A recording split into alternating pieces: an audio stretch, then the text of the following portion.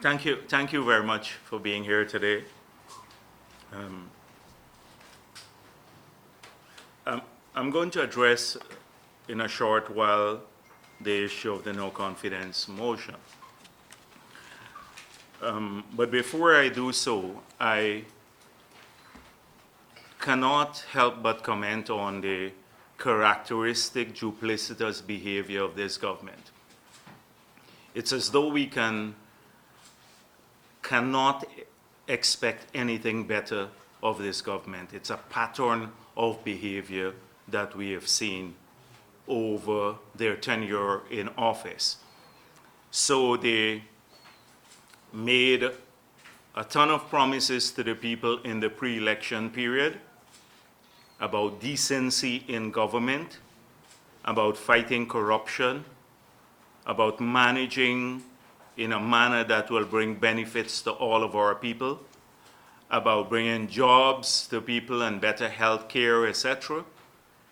And all we have seen in the 4 years is neglect or excuses as to why they cannot deliver on any of the promises. And I have in the past outlined the hundreds of promises that they have broken to almost every section of our population, from farmers to cane cutters to the miners, people in healthcare or public servants or people in the discipline forces and young people.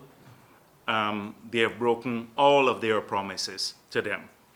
So now we see a bunch of excuses again as to why they could not fulfill those issues. And so, too, now on the no confidence motion, we have seen again this behavior, and I cannot help but comment at the very beginning of this press conference on an address from Carl Greenidge, the Minister of Foreign Affairs, just after the Court of Appeal ruling.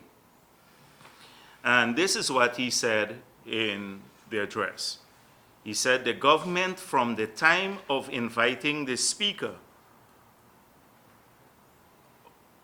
in the National Assembly to revisit and address the vote of December 21st and its consequences, was confident that the required threshold of a no confidence vote was 34 votes and not 33 votes. And then in another statement, he said that Parliament will be reconvened.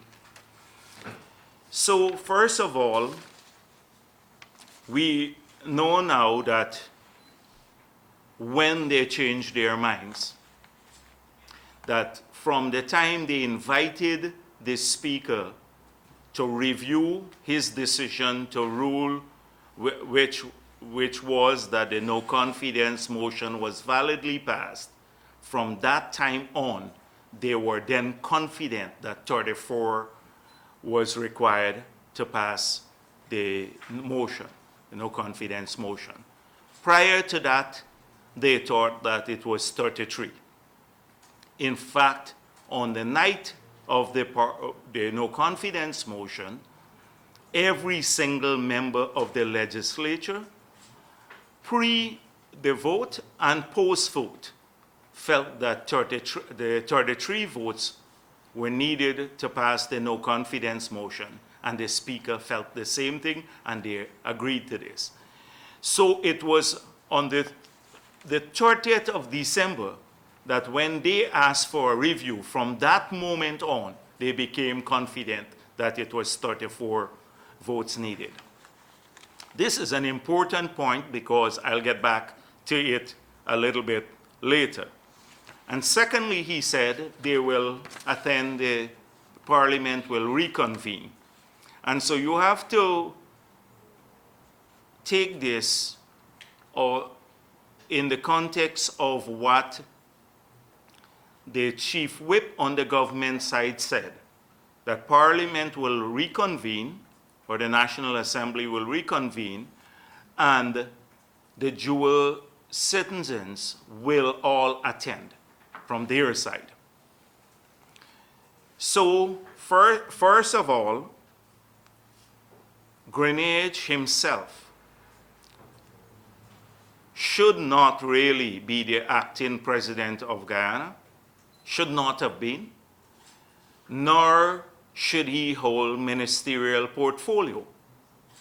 Because in calling to respect the decision of the court, that is both the High Court and the Court of Appeal, they are selectively doing so. Both courts rule that dual citizenship is not allowed in our Constitution. Therefore, dual citizens are illegally sitting in Parliament. Now, the courts further rule that you may need a special arrangement to displace them, but at least morally, if the courts rule and you argue as a government that respects the court ruling, then you should not have dual citizens attend the Parliament, nor should they, and they should all immediately resign as ministers of the government, because they hold the ministerial posts, most of them, by virtue of being members of the National Assembly. And then compounding this, Greenidge even acted as president. So you cannot be convenient in arguing for upholding the ruling of the court and then deal with this matter in such a duplicitous, as I said before, almost with no decency, absolutely no decency, to stand up amnally, and proudly say, our dual citizens would attend the sitting of the Parliament. So, and you're still challenging the validity of the vote of Charan Das as a dual citizen. You may even appeal that to the CCJ, and now arguing that you will continue conducting business and rely on the votes of dual citizens. How duplicitous is this? And lacks decency. It lacks decency in this government. On the other hand, our dual citizens will not attend any sitting of the National Assembly. We have discussed this before, and they will not attend. Now, on the point of whether we will attend any sitting of the National Assembly before the matter has been definitively ruled on at the CCJ, which we expect to happen within the month of April, that we will not attend any sitting of the National Assembly in that period. So I just had to point out about how untrustworthy, how this government lacks decency. At one stage, they didn't want us to abide by the ruling of the Chief Justice when she said that the government could not stay beyond 3 months in office, when she said that a no confidence vote was validly passed, etc. They applied for a stay, they failed to get the stay, yet they decided not to abide by the ruling. Now you've had a ruling in the Court of Appeal, 2-1, and suddenly they want the country and the opposition to respect part of the ruling, but and proudly saying that that part of the ruling vindicates them, even before the matter has been definitively determined at the CCJ that it's business as usual, and then refuse to abide by another part of the ruling. Very, very important for understanding the mindset of this government. They will do anything to hang on to power. Anything, even if it means violating the Constitution, even if it means acting unlawfully, even if it means doing what we see now, these so-called outreaches, etc. So what do I think about the ruling? And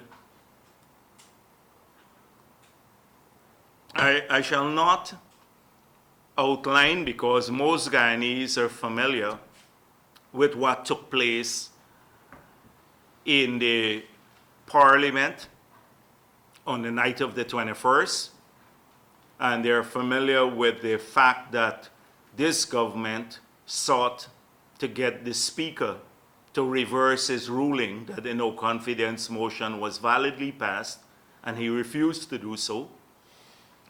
And they're familiar with the ruling of the Chief Justice, which is elaborated and in the public domain. So my own take on the ruling is that I saw the court trying to put itself in the minds of the framer of our constitutions, or the framers of our constitution. And so they had to go back to that period when the bill to put in place Article 106 of the Constitution was taken to the National Assembly, and in the period leading up to the crafting of that bill through constitutional reform. So they must have scoured all the records of the discussions that took place in the lead up to constitutional reform to get to the mindset of the framers of the Constitution.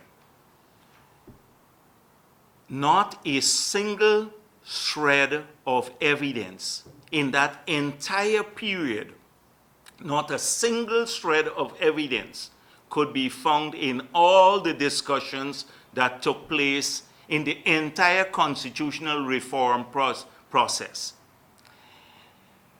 to support the contention that the framers had any other intent in mind apart from what was literally put in our Constitution, that to win a no confidence vote, you needed a majority of all the sitting members of the National Assembly, which is 65, and a majority of 65 is 33.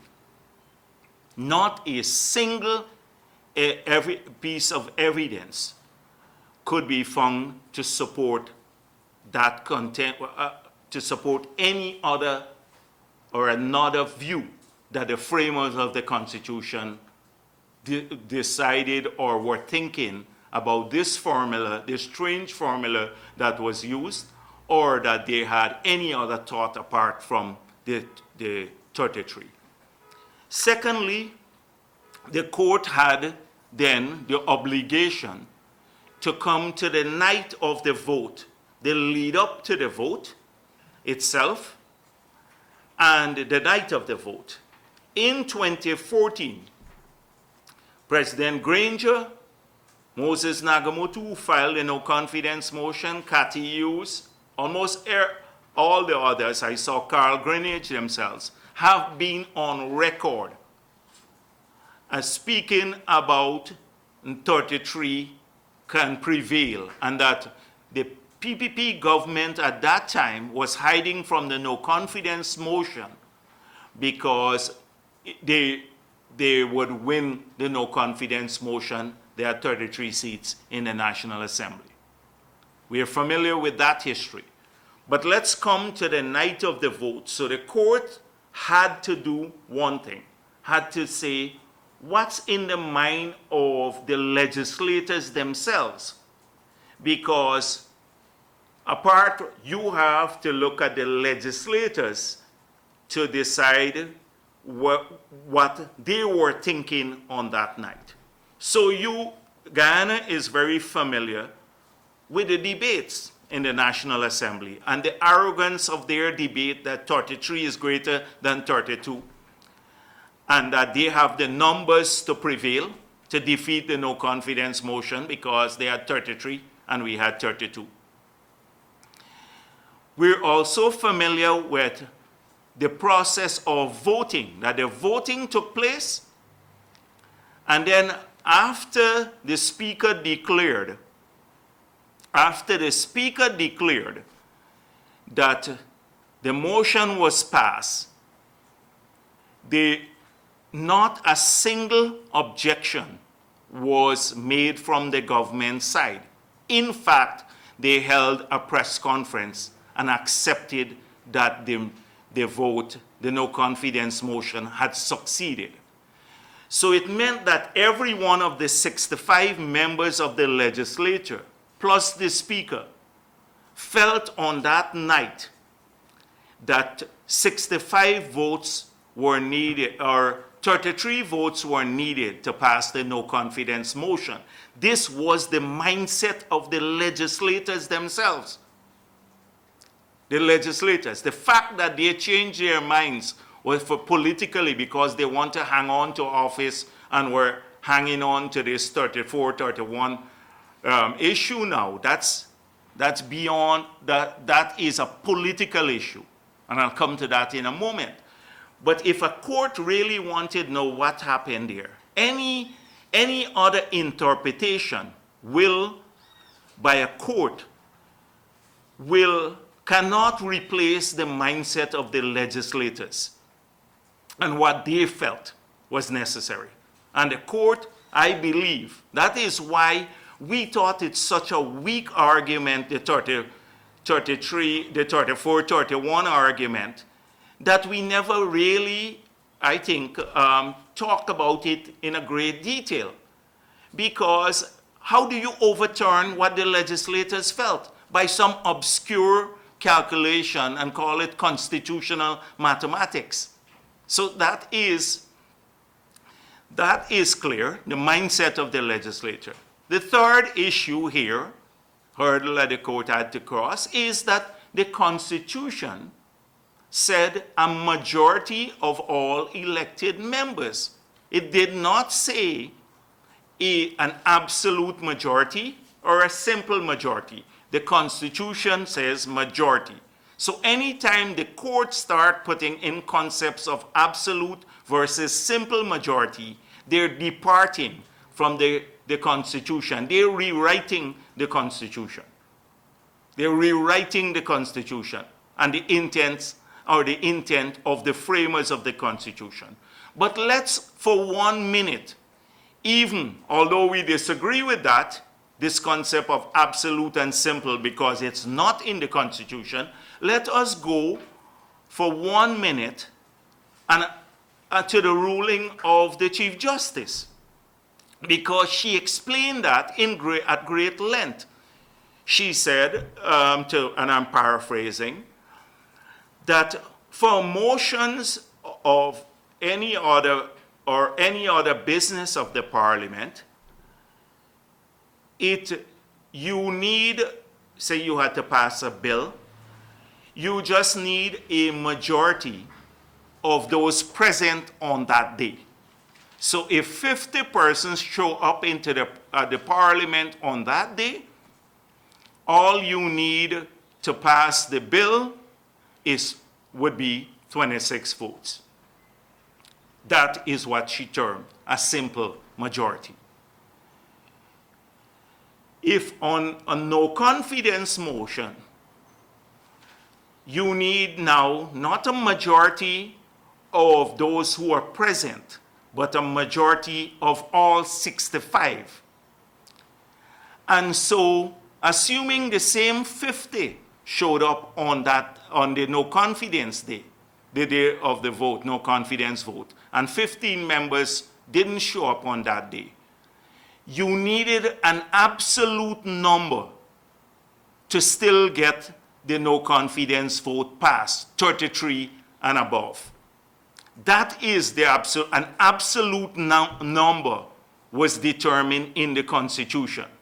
That's the absolute number, 33 and above. So you couldn't pass a no confidence motion with only those sitting in the parliament. So 50 show up, you still had to get 33. It's as simple as that. Even if you depart from the concept of just majority, which is in the Constitution, to this issue. So that is clear. I've seen major departures from what our Constitution prescribes. I've seen in this ruling, I've seen that.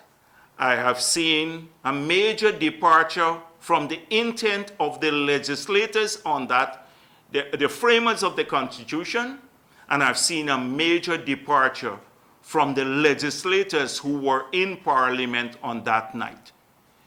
How can you overturn what all of the legislators did and the legislators felt on that night and the ruling of the Speaker? By a simple, obscure calculation that came out of nowhere by an individual, and it would be tantamount to the judiciary rewriting our Constitution and taking over the role of the legislators. That is it. And it has grave implications, not just for Guyana, but for many countries in our region and in the world. Because any no-confidence motion that is passed now around the world or in the Caribbean, if this ruling stands, a week, 2 weeks after the passage of the no-confidence motion and everyone accepts this, then the government can then go to the courts, find some obscure reason and frivolous reason and find some precedent in another part of the world that is not even applicable to an odd number parliament to then challenge the ruling. And if the courts start doing this, then you would never have any no-confidence motion validly passed around the world. And so I'm not even going to go into the numbers themselves, because so much calculation has been done in the public domain to show about the application for even number parliament, how this works. And we have an odd number parliament. You have to have a majority and whole people, not half people.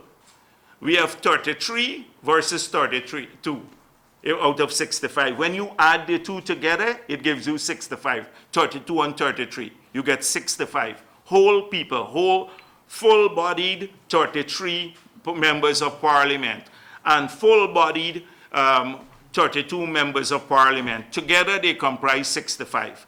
And even if you're using I'm arguing, if you use fractions, how come you're not using the 0.5 to say that's the majority too?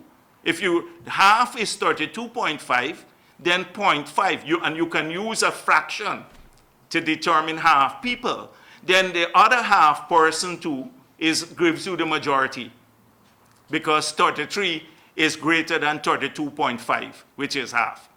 Even if you use that, I'm not going to even go through this sort of thing, because I think Guyanese have rightfully been ridiculing this contention right across Guyana. Even APNU people feel that it is the most ridiculous sort of calculation to make.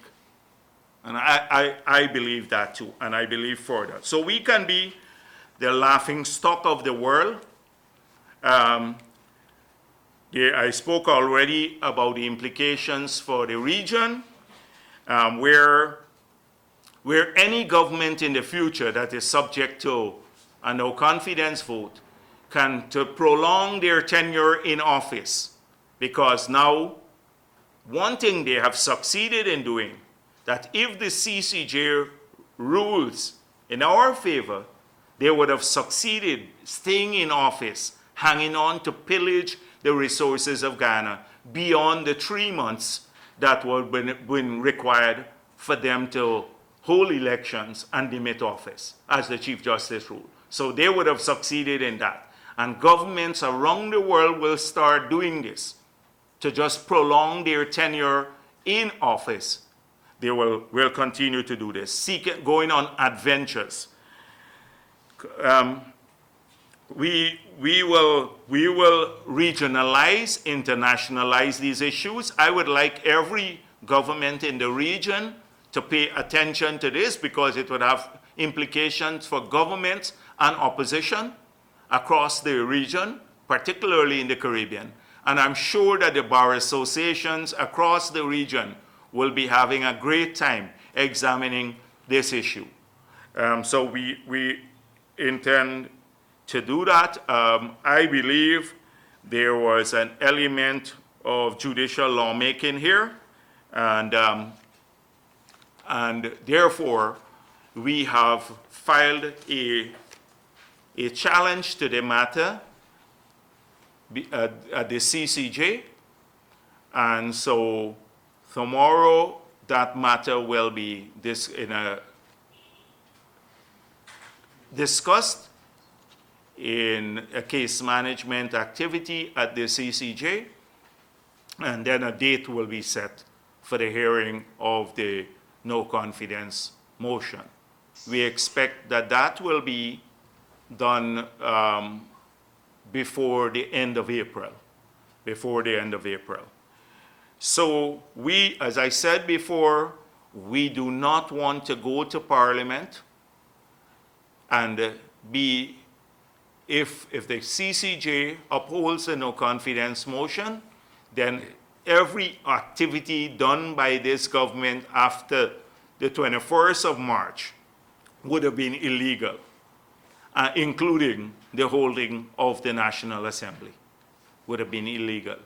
And we don't want to be complicit in illegalities by the government. Also, I don't see civil society now taking on their government and this call for decency in politics when the Amna League arrogantly said that their dual citizens will go to Parliament in flagrant violation of the ruling of the two courts.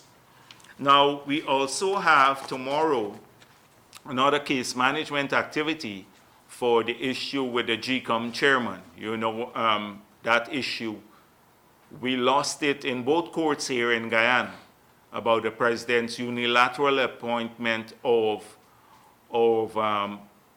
Mr. Patterson as the chairman of GCOM, contrary to the Constitution and 25 years of practice. And that matter will, again, tomorrow at the CCJ, we'll get a date for that. We have brought in some additional counsels, but Anil Nandalal is still a very important part of the team that will be taking these two matters forward.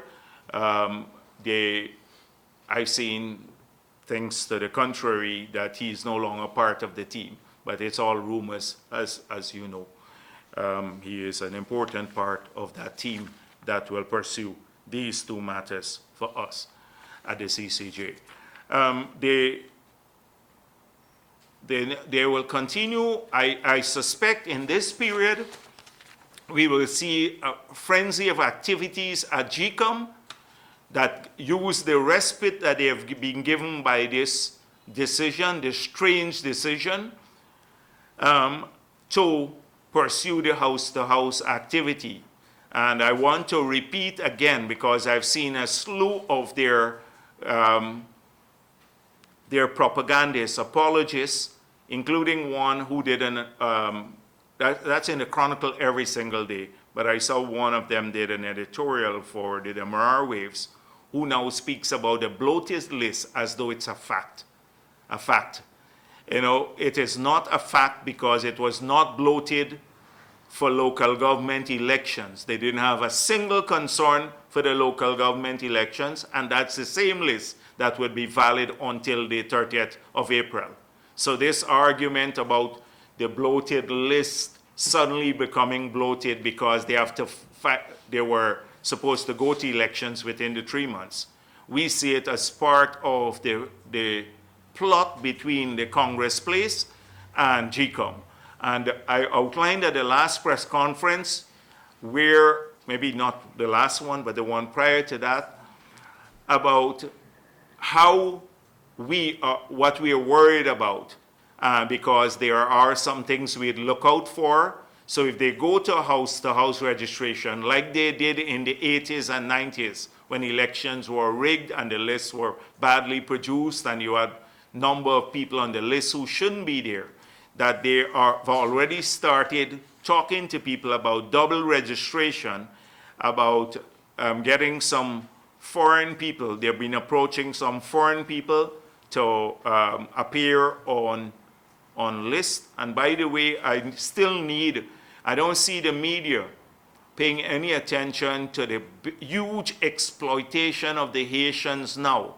That the Haitians here have to pay money to get work permits, and some of them, I gather, are getting citizenship by a ministry of citizenship that is totally corrupt, that they're part of this. I don't know if they have approached any of those people to be registered, but we are paying close attention to this. But one thing I can tell you is that a number of people have been given citizenship and are now requesting TIN certificates. It's easy to find out. If you go to GRA, if the media was doing investigative work, they would easily spot this about the numbers who are here, who are working, and who have now gone to seek TIN certificates. And so all of this is coming out of that ministry, but that was an aside. So this so-called bloated list is the one that they're hoping, actually through the house-to-house registration, to drop names like they did in the past in PPP strongholds, and also to add fictitious names. But we'll be very vigilant. We're not gonna, this is not business as usual from our side too. We'll be very vigilant to any attempt to register people who should not be registered, and to ensure that everyone gets on the list. But we still believe that the timelines, if the CCJ rules in that the no confidence motion is valid, then the timelines would not be November or anything. It will have to be short period thereafter, because the government would have come to the end of running out of excuses. That would be what will happen. We have seen the last several months, we've been so caught up with preparation for the elections, because we've been doing our list of candidates and preparing logistics, etc. But I think PR-wise, from the opposition, we have not been speaking enough about what's happening in the country and by this inept government.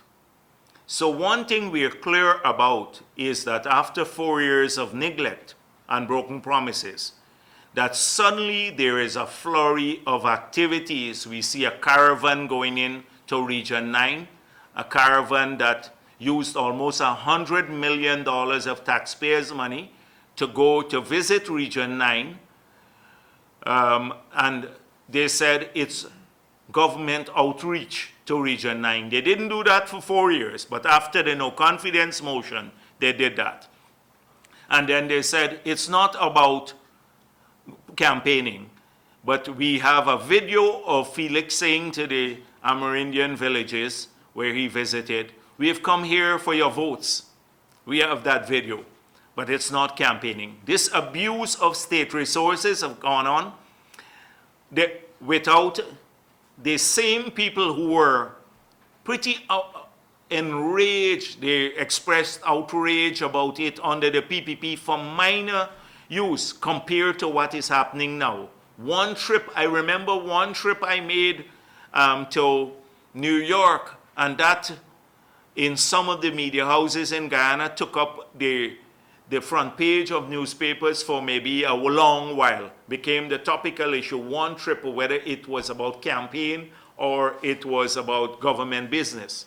Here, the same people who were so offended, the decent people about that at that time, here you have 100 million with a bunch of ministers flying into the interior after a no confidence vote on an outreach, a government outreach, that they said, was not political, yet we have evidence of it, and there's no issue about that. Secondly, we have seen the usual thing, consorts once again for young people. So after the young people of Guyana not just didn't get the jobs promised or the free education or all of the other wonderful promises, in fact, many of them lost jobs, etc., and losing jobs and have no hope of getting jobs in the future. They're faced with a new consort, two legitimacies. Now the consort has gone to Thanksgiving for the ruling. Never mind, the matter had not been definitively determined.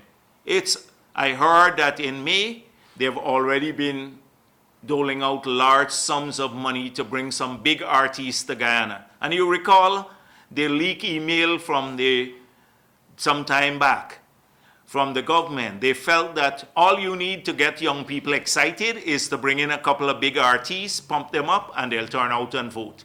Well, I have greater faith in young people now. They fooled them once, a lot of them, young people. And I see them every day, they come here.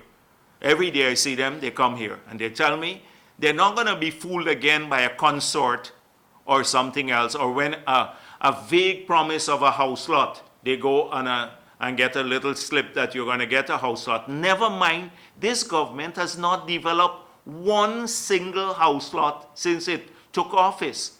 Contrast that with 100,000 done under the PPP. So, in fact, guess who will be being the beneficiaries of the house lots left by the PPP? So what they're doing, they're repossessing and redistributing. So we now know that 2 ministers have built houses in the last 3 years, fancy houses, and nobody questions that where they got the money from too, like under the PPP, and that's just 2. I know several others, but these 2 have built on public lands and in housing schemes that the PPP developed. They got land allocated to them, house lots that the PPP left in office, but they can't find for ordinary people and all the people who turn up at the Square of the Revolution. And some of them got more than 1 house lot. In fact, what I heard is one got 3 house lots to build the houses on in the PPP scheme. So this is what you find. Again, duplicitous behavior. Again, duplicitous behavior. So young people they're not going to be fooled again by the promises. So that's what we have seen happening with activities. So they're in South Georgetown making promises wild to people everywhere across Guyana. Everything they're going to fix now. They are only hoping to get past the no confidence motion or the elections. Because if they've already been established as untrustworthy, never kept their word. The only reason they're panicked now is because they have to face elections. That's the only reason they're so panicked and they're running around like headless chickens everywhere. That brings me to the charade outside of the office of the president yesterday at the Square of the Revolution. So normally when we talk about taking government to people, in my period, I'll get the whole cabinet and we'll go to the regions across Guyana, everywhere, and we will go to the school or the bottom houses with the cabinet members, and we'll listen to people, write it down, try to take a couple of the technical staff along, etc. That was taking government to people. So they're taking government to people. It's just shifting it outside the office of the president putting in air-conditioned tents. They had to fetch the chairs like these over for Harmon. He couldn't sit on the ordinary chair. We used to sit on the steps in the school, on the stage, anywhere, on the benches in the school, taking government to people. They had to fetch over all the chairs for the ministers, and they had to go in an air-conditioned tent while the people outside. It represents the elitism of this group that was on the grassroots, and people saw that in the 4 years. Total neglect. They got too big, they were busy stealing and mismanaging the country. But yesterday's activity just reflected a mindset. Why do people have to come to you to then go where the ministers are sitting and you bring the public servants there to process their house lot? They should go to the Ministry of Housing. Each ministry should become effective. Why do they have to come to the square of the revolution to talk about police matters? Why not the Commissioner of Police doing this within his office or his compound, and people go there? It was all a sham to show that they're working and they're concerned about people already. The amount of money that they spent on putting that together, I believe they could have probably solved many of people's problems, the smaller ones. And I heard now they're saying, oh, you're going to get the house lot. That was the biggest issue there, water bill, which they have increased water rates. They have increased the water rates. And two, they put VAT on water. They put VAT on electricity. And they say to people, come and tell us about your bills. Your policies have led to the cost of living going up. You put VAT on basic items and food items, etc. And you're coming to the square of revolution. Tell us about your water bill. Tell us about your electricity bill. Do something to fix it. And the house lots now, I heard one minister said, oh, we will do that in 4 months. In 4 months now, but I want to assure all the people who went there that, trust me, under the PPP, you're going to get the house lots, because you saw what we said. We have done this before. We have developed 8,000 house lots per year. 8,000 per year. This government in 4 years has not done one single new housing scheme or a house lot, new one. Well, except for themselves, and that's even reallocating. But they will be taken care of. You see the flyer that we put out? We already mentioned that, and we have costed it already, how we're going to afford it. That's the way we work, 8,000 to 10,000 house lots per year. So this is all a gimmick. That's what the no confidence motion prevented us from focusing a lot on the gimmickry in government now to make them feel. The lottery, the mining lottery was another one. All along, the small miners are bawling across Guyana for some help. They changed. They've not done the roads in the hinterland. You've seen the state of the roads. That's important for mining, for the Amerindian communities, for cost of living, for the people in the forestry sector. They've taken away most of the money and used it in the treasury from these agencies to use for themselves and for the extravagance. Under the PPP, you recall, they said those were slush funds. Well, they did audits of them and didn't find a cent missing in GGMC or NFMU or the Forestry Commission or the Housing Fund. They did audits, but they had money there left in these agencies to look after some of these things. They took all of it away. So no housing. They changed the regime for the royalty. So they removed the 2% final tax, not the royalty, the 2% final tax, took it up to 28. We made noise about it. They brought it down back again, but on a sliding scale up to 3.5%. Now you have to pay the gold board to sell your gold. You have to pay a fee. All of these things have been affecting small miners. They have one of their big cronies going to marijuana and buying out all the fuel and smuggling it into the city. And he's doing this legally, a big crony of theirs. And he heads a particular agency too. And you see him prominently in many of these places. That is affecting the miners in the hinterland. it's affecting also cost of living. And now suddenly you have a mining lotto. And we know that that ministry and who's been taking all the prime lands in the syndicates that are controlled by some ministers. The ministers and some of the syndicates, we have had tons of allegations about the beneficial friends and family getting the prime lands, and I'm not sure that the prime lands were given out in the lottery, the mining lottery. In fact, I'm hearing from some of the staff that they just did it like this, gave a few people there, but the prime lands have already been allocated, as we know, to some these control syndicates where the ministers have some interest, and friends and family. That again is a cause for corruption.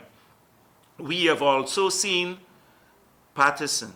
Soku has been coming after the PPP for corruption.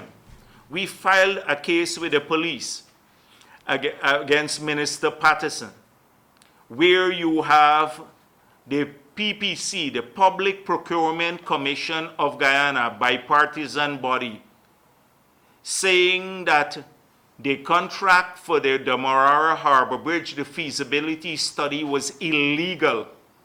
It showed a pattern of corrupt behavior, that MPTAB said that they should retender the project. The minister solicited a bid, an individual, he solicited an application, a proposal from one person, didn't go back out to tender.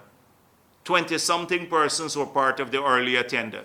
He then bypassed the NPTAB and went to the cabinet directly, and the cabinet approved a contract. Now that's illegal according to our Procurement Act. First of all, bypassing NPTAB, and two, the cabinet had no powers under the law to approve contracts. We took that away from our cabinet. They only have a no objection rule. And they approved that contract. He then took that document and then went to the Harbor Bridge and used their funds without the knowledge of the board to award the contract. If this is not behavior that should be charged, well, this is not criminal behavior, nothing is. We filed this before Soku. Why do you think nothing has happened so far? But it's all hush-hush, because not just Patterson, but the members of the cabinet who participated in that illegal approval. You recall they called in almost all the members of the PPP cabinet to ask us, what's your name, where do you live, just to humiliate people. Humiliate. But I haven't seen any member of this cabinet to call in, including the president, to be called in to say, what made you approve that contract? You don't have the powers to do so. That's just one. We have seen the same thing with Valda Lawrence. We've seen the same thing with Valda Lawrence. At the airport, we're paying more and getting less. They argued this was a corrupt PPP contract. Now they've decided to pay more and we're getting less. They've adjusted the entire terminal building. When we were supposed to get a new terminal building, now it's a rehab project. We're not seeing this. We hear about the minister hosting something on renewable energy, and they can't provide enough power through GPL. Blackouts all the time, and this will only skyrocket because they have not installed any new capacity. So a miler should have brought in 160 megawatts to be the reserve now, so their current sets would have gone into reserve, because they have not added generating capacity to the main system from Parika all the way to Berbice. Then we will have shortages. So we're very much at the edge where the installed capacity is close to peak demand.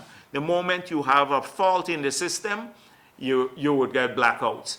And the second thing is that in the meantime, they have no board for a year and a half. I've dealt with this before. No functioning board. So the minister makes all the decisions.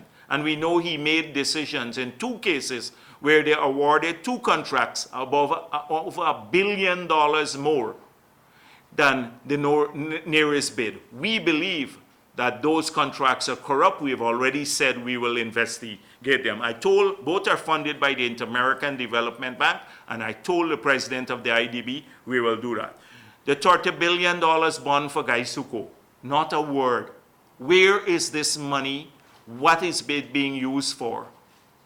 We heard about the giveaway of the clandestine award of contracts for scrap metal to dismantle the factory. We've heard a lot about the club that they used, money that we borrow for the sugar industry to build a launch for the leadership there. But where is this money? In the no confidence vote, and as I said before, we're so caught up, we have to return to these things because this is what they're doing. There's a large-scale theft of resources, and documented so. I've spoken already about land, large contracts being given out in this period, several contracts below 20 million without any tender, the land leases that are issued. Now I've seen a new set of promises. So I heard that they're collaborating with Chevron, and this government is very tight with the oil companies, tight with some of the oil companies, I'd say, particularly the carpetbaggers one, who are looking now to get some help here. And I don't trust them with some of the carpetbagger companies. So we've seen all kinds of activities. We've heard, I'm not saying Chevron is one of those, but Chevron is collaborating with Critchlow Labor College to do a 3-day training, bringing the kids from the area, Sophia and the others. And they said, the government is saying, after the 3 days, we'll guarantee you a job. Now, how could 3 days of training you bring the kids out and guarantee a job in the oil sector? What kind of, if it's not a lie, it would be a job that they would only hang on to for a couple of days, and after the elections, they'll get rid of them. I don't know who is funding this, but that's what they're telling the kids. In fact, I see a post by one of the government officials, a job is guaranteed after 3 days of training. These are kids who come out from different parts of the country. It's unbelievable, the lies that are being told to work people up because of the neglect. So we now have more kids dying in the hospital without explanations from the minister. She's busy campaigning and using the ministry's funds for campaigning now. Women are dying with unexplained reasons. You have drug shortages. You have doctors are up in arms because of how they're treated. I talked to many of them. We have procurement scandals. And this is the government that promised to make healthcare great.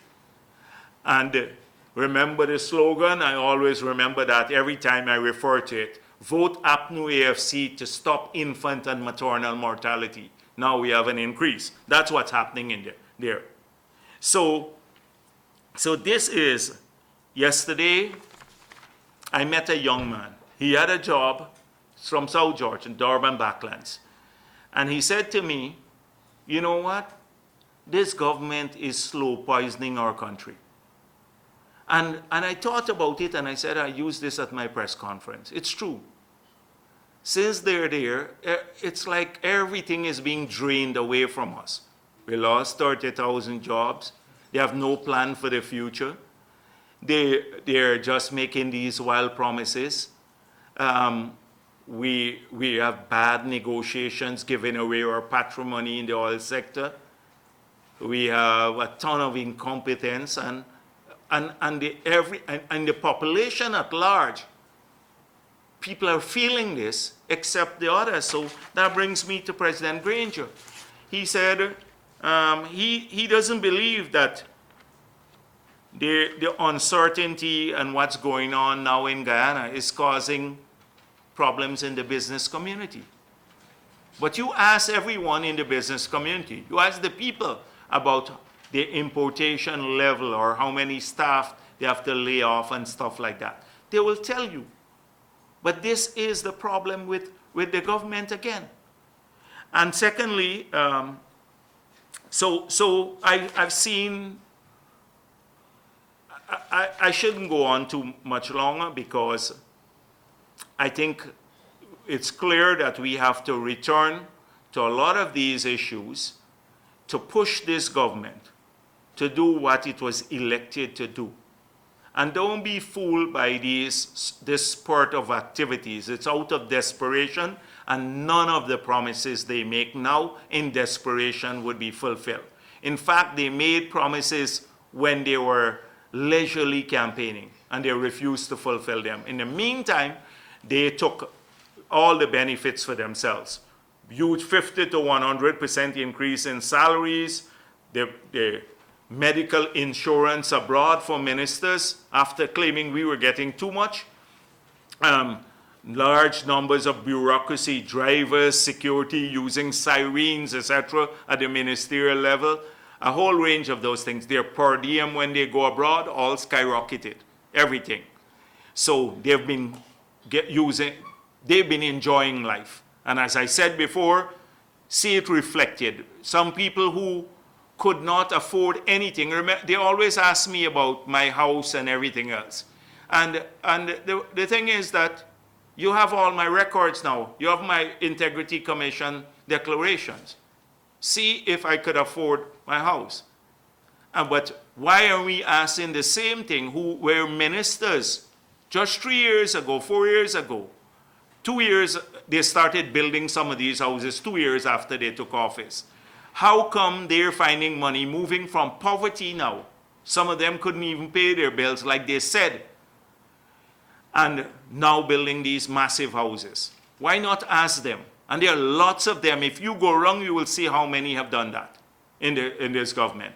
And check their tax records. That's why we went to Parliament, to have all of our records, tax records, as well as our declarations to the Integrity Commission released to the public. But they refused to do that because people would see they were not paying taxes because they claimed they were not earning pre-2015. Now suddenly, they afford these multi-billion-dollar thing. And when the government changes, you will see what more we'll find. It's unbelievable what's going on now. They're staying in office only for one purpose. I mentioned it before, pillaging the country. Thank you. You had mentioned about your members of Parliament with dual citizenship not returning. Have any of them updated you on any process they're involved in to relinquish their foreign citizenship too? And have you asked them to resign, or have you written Parliament to no, the National because this could be a moot issue if the CCJ upholds the no confidence motion. There is no Parliament anymore, and they will not attend any sitting of Parliament as dual citizen. There are two of the three I've spoken to, and who will relinquish. Gail Teixeira, I mentioned that before, and Odinga Lumumba. They'll both relinquish their foreign citizenship. I have to discuss with him. I have to discuss this matter. And if you have to go back, even with the CCJ rule, if it is in your favor, will they relinquish then? Have you even discussed? Yeah, they are going to relinquish one way or another. Okay. They're going to relinquish the citizenship. But will they resign? Sorry, that's what I was getting at. No, but the resignation is not necessary. Yeah, they will not attend Parliament as dual citizens. King Kaiser News, how has the trajectory of your discussions with the international community changed since the Court of Appeals ruling? Well, obviously, we had, because we were saying March 21st the government becomes illegal. So that because of this decision, that matter now is moot. Because if it becomes relevant once again, if the CCJ upholds the no confidence motion. But that would mean that from March 21st, the government would have still been illegal. So we'll re-engage on that front, but we're still engaging on free and fair elections because that's still a big concern of ours, regardless of on the no confidence motion is one thing, and about GCOM itself and preparation for elections, that's a separate thing, because the elections have to be free and fair. You know, I saw the president said credible, but credible elections. But it's free and fair elections have to be assured. So we're keeping and we're engaging them about our concerns about GCOM and the role of GCOM in all of this. If it acted in such a partisan manner in this instance, how would it act, say, after the elections, and this chairman disappears for 2 weeks without announcing the results? Just imagine what would happen in Guyana if you have this chairman who the president found fit and proper, 85-year-old Mr. Patterson, rejecting 18 other Guyanese who were suitably qualified, all of them. And, you know, they selected him, and he was fit and proper, and they even made that the slogan, AFC, of their campaign, fit and proper, rubbing Guyanese nose in the dust. Not the PPP, our people, including all the decent people of Guyana who submitted their names, a fit and proper thing. If he disappeared, and we know he's prone to fall sick or to abruptly end meetings, I shouldn't say more about that, abruptly end meetings and disappears. He disappears on the election day when the results are known. And what happens to the country? Chaos. So we have to also fix GCOM. It's not just about no confidence motion, because at some point in time there shall be elections. No confidence motion or not. Okay. It shall be elections. If there's a CCG ruling in your favor, you mentioned earlier, what is the shortest possible time frame? I don't want to speculate too far ahead, but we'd argue for the shortest possible time. Yes, exactly. Sure, let me leave it at the shortest possible time at this time. Let us, first of all, make our case there. Once, if we prevail there, I'd host a press conference, and you can ask me that question immediately Let me bring you back thereafter. to the Carter Center discussion. Yeah, sure. Were the suggestions made by them to remove the people living overseas the only thing that you saw necessary to have a list that is? No, they did not make that suggestion. APNU had been arguing that the list is bloated. So you saw in their statement they put bloated in an inverted comma. APNU has been arguing. We have dealt with that argument already, how strange and is there a synonym for duplicitous? Can you help me with this? I'm trying to find a synonym that I can't convey all of this. Right, but again, let me use the duplicitous word again. When the elections were the same list, they love it, etc. So now they're saying bloated. So Carter Center put bloated. They then told, apparently, the people, I don't know, the Carter Center, that the people who are abroad, their names, they shouldn't be on the list, the people who are abroad. So my argument was, one, that you cannot remove people's name from a list if you're simply abroad. Yet, because what if you go abroad for 2 months or 3 months or 5 months for that matter, and you lose your right to vote because your name would not be on the voters list? So I said, we in the PPP are not interested in working out a deal with APNU. You recall in 1997, we had a deal. APNU and the PNC and PPP agreed that we will use voters' ID for people as identification, as absolutely necessary for people to vote. The same APNU, after they lost the elections, PNC, they then filed a case that the use of ID was unconstitutional. The same APNU, in another duplicitous act, they then did that, and the elections were vitiated. We lost 2 years of our term, not because there was a fraudulent election, but because the arrangement we made with PNC was deemed unconstitutional, and we lost 2 years. So we're not interested in making no arrangement like that, that they will then turn around. They will get somebody from abroad to come just before the elections and challenge that. Why did you remove my name? And it's unconstitutional. And secondly, after the elections, when they lose, they will do the same thing. And so this is why my position was, and then they said they wanted to use immigration records. So I pointed out about the immigration records. First of all, Felix is in control of this. I don't trust Felix. That's one, and that's period. I don't trust Felix, period. He on the trustworthy scale, he ranks 0.001. And so that's Felix there for you. Two, the statistics are flawed, because what about people who've left through Suriname or through, say, Letem?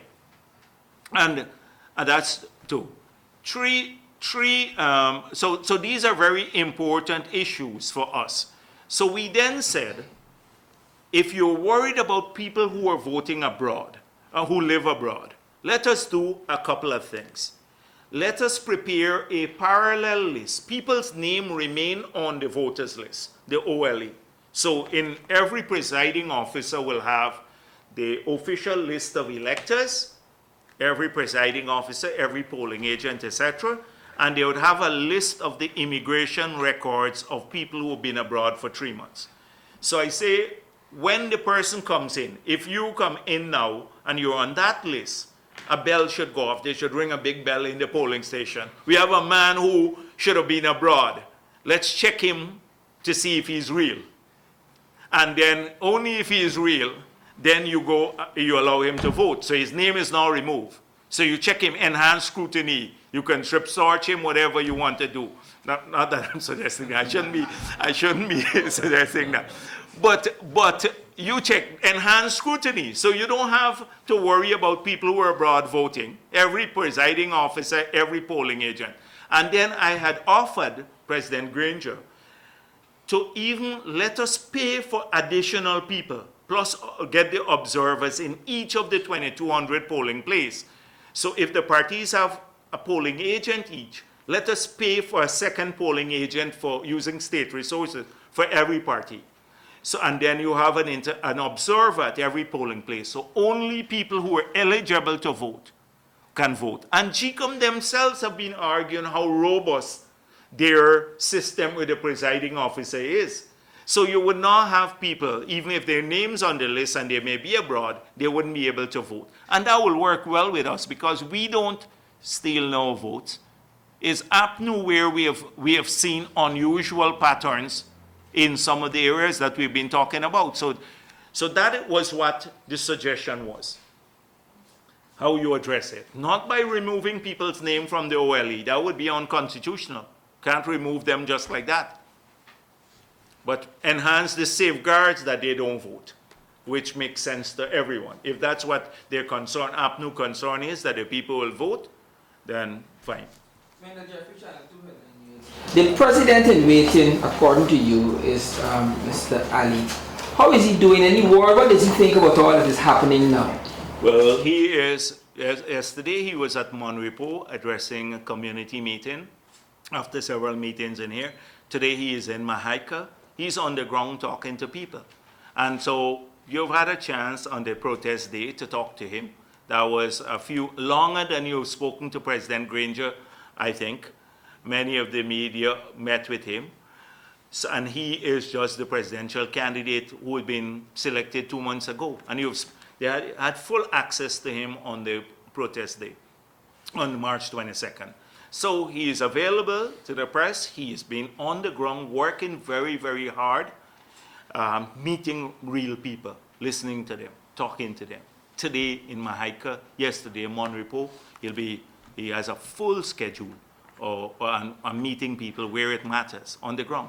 There's some rumors about your possible prime ministerial candidate. How are you doing with that? We have outlined we have agreed to the process through which we'd select the candidate, and we are waiting to trigger that once we have a date for elections, which could all be triggered in a week. Within 1 week, we can make that selection. No, we haven't started asking for nominations as yet. What's the status on your manifesto? Oh, we're still working very hard on this. I have now, what we did, we had the manifesto of 2015. So we put back those ideas. We inserted all the ideas of the things we want to reverse that this government put in place. We then had a number of people send in written submissions through emails. Some drop off hard copies of the suggestion. The conference we had on the East Bank, that came up with nearly 600 ideas. But when you group them together, you see a lot of overlap and stuff like that. And we invited 100 organizations to come, over 100 organizations to come there. We had about 70 participated or so. And so all of those are being put together. But you can continue to learn all the time. Just yesterday, I had a discussion with a young guy who wants to start a new business. And he had some great ideas about a new industry that, if we make some slight changes, can generate tens of jobs, thousands of jobs in the future. And then we've had a lot of suggestions about the creative industries and stuff like that too. So we collated all of them. We then look at the template, and we took away the duplicating ideas. We have grouped them by sectors now, all of these ideas. And we started the big ones, like the job creation and the housing, like 8,000 to 10,000 house lots a year. We costed that. We costing how many kilometers of roads we have to maintain every year in the hinterland. Over 2,000 kilometers of road. We're working on the numbers to do that. We have actually finished working on the numbers. So every big idea we're costing, and we're trying to put it into a framework, for a budget framework, that we could immediately upon the assuming government revise the current framework into one that focuses on job creation, on housing, on pushing down the cost of living, on greater welfare, crime issues and stuff like that.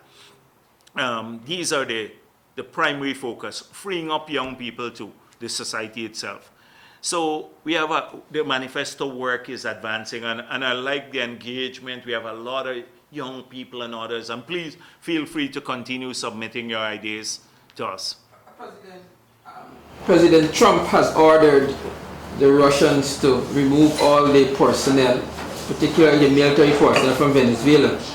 And in light of this situation in Guyana, do you make a nexus for persons that are saying in the international front that it has to do with the large find of oil that Guyana has, and they're trying to tie that? What's your take on that?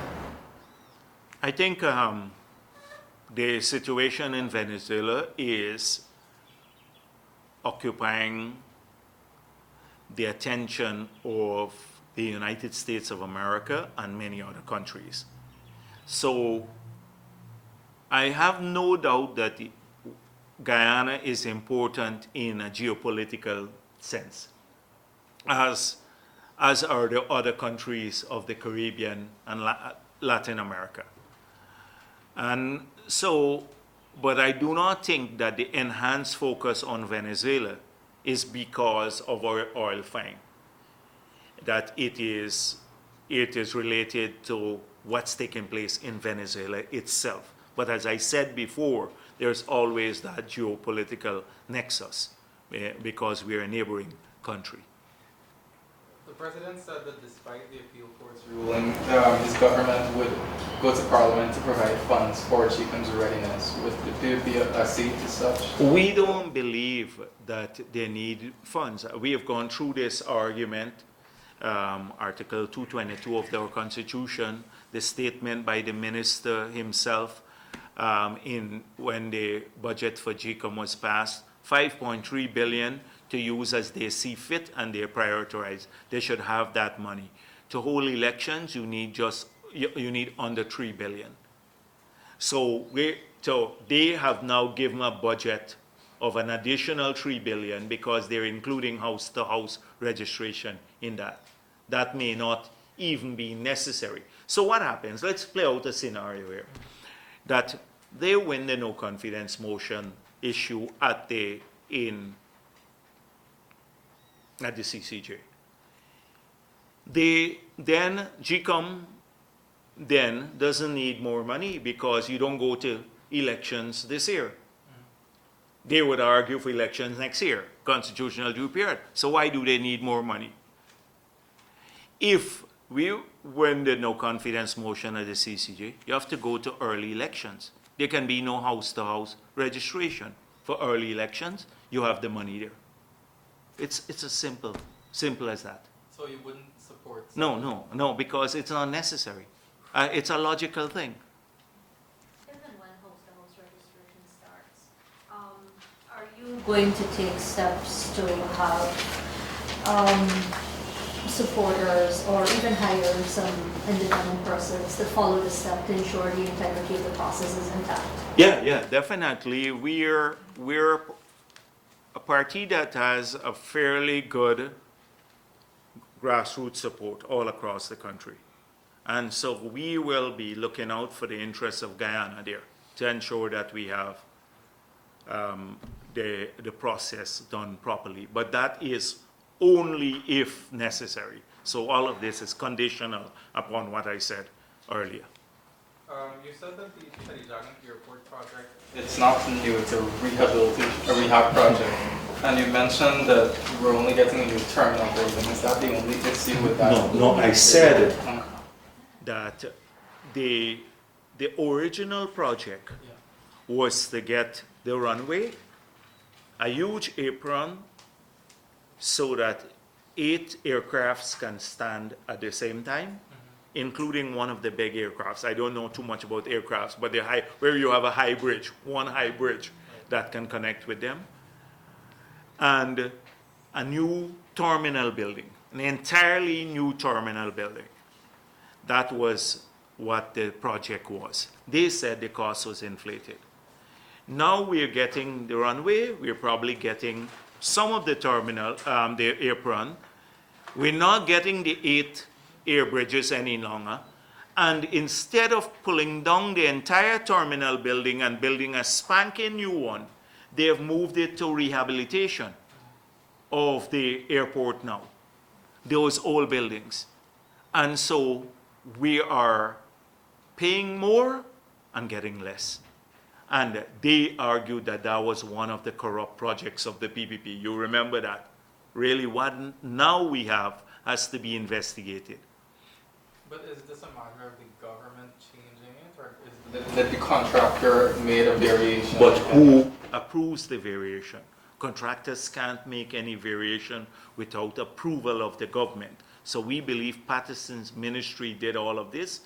And secondly, that even the defects that the consultants have identified, that the defects which are numerous, they're hushing up the defects that the ministry. I believe there's collusion here. Collusion. Okay. Thank you very much.